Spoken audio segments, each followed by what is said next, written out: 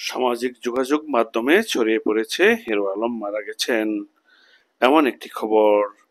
তবে খোঁজ নিয়ে জানা গেছে এই তথ্য সম্পূর্ণ গুজব ও মিথ্যা। সম্প্রতি একটি ইউটিউব ভিডিওতে হিরো আলম মারা গেছেন শিরোনাম ব্যবহার করে বিভ্রান্তিকর কন্টেন্ট ছড়ানো হয়। ভিডিওর থাম্বনেল তার মৃত্যুর কথা বলা হলেও ভেতরে তেমন কিছু নেই। এ ধরনের শিরোনাম দিয়ে ক্লিক বাড়ানোর চেষ্টা করা হয়েছে বলে ধারণা করা হচ্ছে।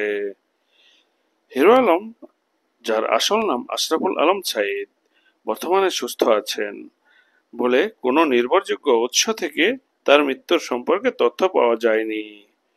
দেশের কোনো প্রধান গণমাধ্যম যেমন Prothom Alo, news BD 24, Jamuna TV, channel 24 এ বিষয়ে কোনো প্রতিবেদন প্রকাশ করেনি।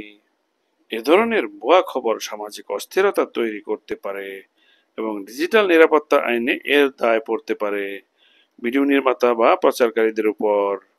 জনসাধারণকে অনুরোধ করা হচ্ছে যে কোনো সংবেদনশীল খবর যাচাই বাছাই না করে বিশ্বাস না করতে এবং গুজব ছড়ানো থেকে বিরত থাকতে।